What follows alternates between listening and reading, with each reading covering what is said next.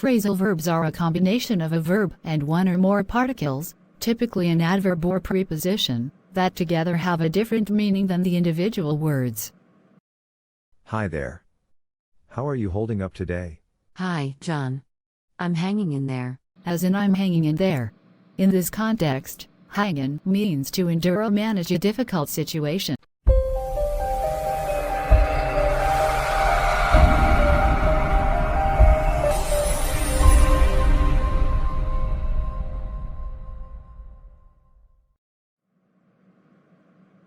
Hello, everyone. Today, we're going to dive into the world of phrasal verbs, which are a unique aspect of the English language.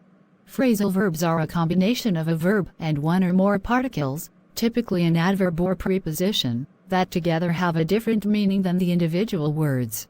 They can be quite challenging, but also a lot of fun to learn and use. Let's watch the following video and try to learn some new phrasal verbs. After that, I will explain them in detail. Hi there. How are you holding up today? Hi, John. I'm hanging in there. I just finished cleaning up my room. Oh, I know how that feels. I need to clean out my garage as well. It's a mess. Tell me about it. I had to throw out a lot of old stuff. Did you come across any items you couldn't part with? Yeah, I did. I couldn't bring myself to throw away my childhood toys. I totally get it. Sentimental items can be hard to let go of. So true. But it's time to clear out the clutter. You're right.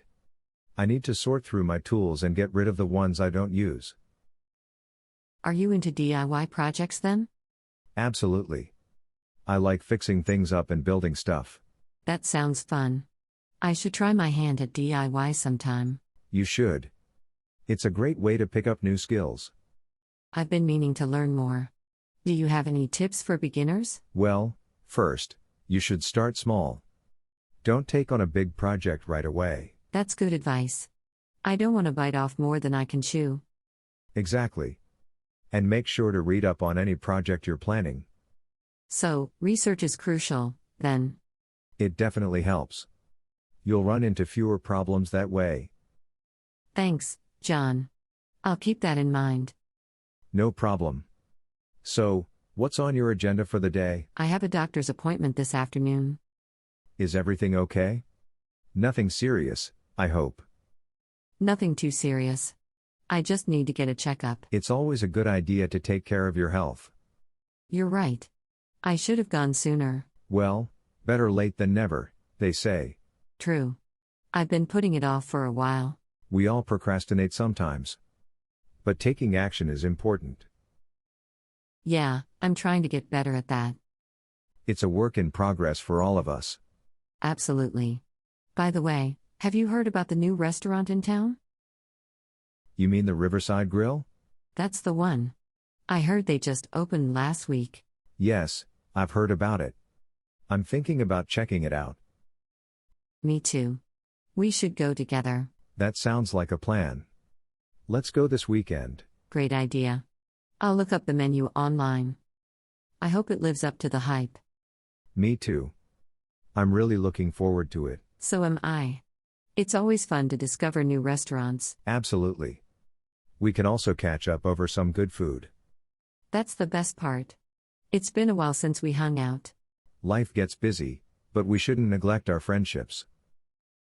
You're right. Let's make it a point to meet up more often. Agreed. It's a deal then. Deal. I can't wait for our dinner at the Riverside Grill. Nor can I. It's going to be a blast.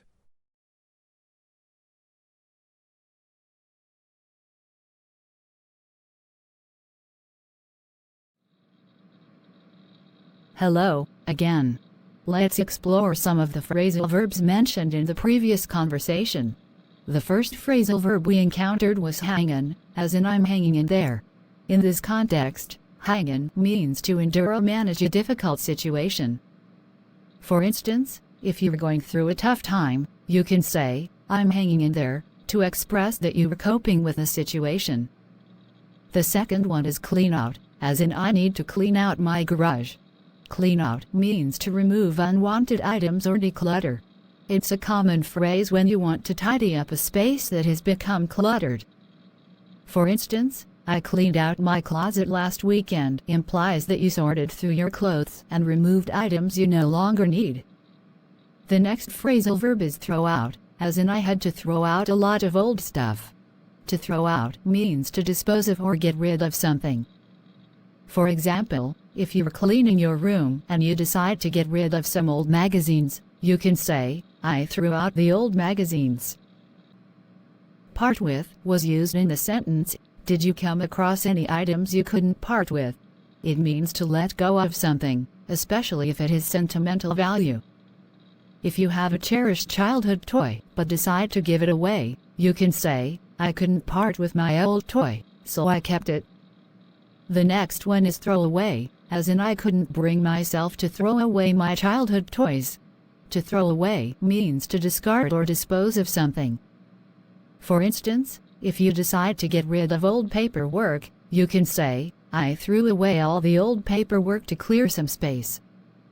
Let go of was used in the sentence, I couldn't bring myself to let go of my childhood toys.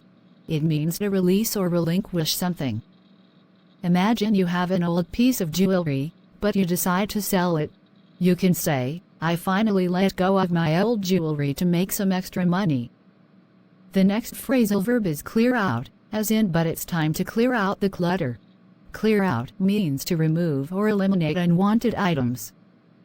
If you have a room full of things you no longer need, you can say, I need to clear out this room and make it more spacious. Sort through was used in the sentence, I need to sort through my tools. To sort through means to go through a collection of items and organize them. For example, when you have a lot of old documents, you can say, I sorted through all the documents to find the important ones. The next phrasal verb is take on, as in you should start small. Don't take on a big project right away.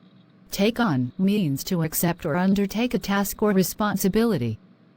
If you were given a challenging project at work, you can say, I took on the project even though it's difficult. Bite off more than I can chew was used in the sentence, that's good advice. I don't want to bite off more than I can chew. It means to take on more than one can handle. If you were trying to complete multiple tasks in a short time, you might say, I think I bit off more than I can chew. The next phrasal verb is read up on, as in and make sure to read up on any project you're planning. To read up on means to research and gather information about something. If you were planning a trip to a new city, you can say, I need to read up on the city's attractions to make the most of my visit. The next phrasal verb is run into, as in it definitely helps. You'll run into fewer problems that way. To run into means to encounter or come across something. If you unexpectedly meet a friend while shopping, you can say, I ran into my friend at the mall. The next phrasal verb is keep in mind, as in thanks, John. I'll keep that in mind. Keep in mind means to remember or consider something. For example, if someone gives you advice, you can say, I'll keep your advice in mind when making my decision. The next phrasal verb is clean up, as in so, what's on your agenda for the day? Clean up means to tidy or organize. If you were getting your house ready for guests, you might say, I need to clean up the living room before they arrive. Doctor's appointment was mentioned, as in I have a doctor's appointment this afternoon. This phrase isn't a phrasal verb, but it's a common expression. A doctor's appointment is a scheduled visit to a doctor for a health checkup. For instance, if you need a checkup, you can say, I have a doctor's appointment next week. The next phrasal verb is take care of, as in it's always a good idea to take care of your health. Take care of means to attend to or ensure the well-being of something or someone. If you're responsible for a pet, you can say, I take care of my dog by feeding, walking, and grooming him regularly. The next phrasal verb is putting it off, as in yeah, I've been putting it off for a while. Put off means to delay or postpone something. If you've been avoiding a task you need to complete, you can say, I've been putting off cleaning the garage, but I'll do it this weekend. Procrastinate was used in the sentence, we all procrastinate sometimes. But taking action is important. Procrastinate means to delay or avoid doing something that needs to be done. If you tend to delay your work until the last minute, you might say, I have a habit of procrastinating, but I'm working on it. The next phrasal verb is open up, as in that's the one. I heard they just opened up last week. Open up means to begin operating or start a new business. If a new store or restaurant has recently started serving customers, you can say, the new bakery opened up last month, and it's become quite popular. Check out was used in the sentence, I'm thinking about checking it out. Check out means to examine or investigate something. If you're interested in a new book, you might say, I plan to check out the book and see if it's worth reading. The next phrasal verb is go together, as in we should go together. Go together means to visit a place in the company of someone.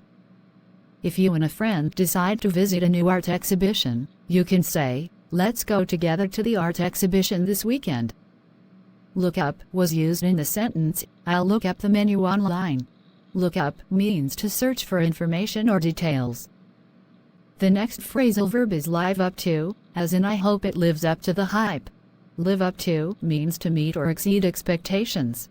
If you're about to try a new restaurant with high ratings, you can say, I hope the restaurant lives up to its reputation for great food.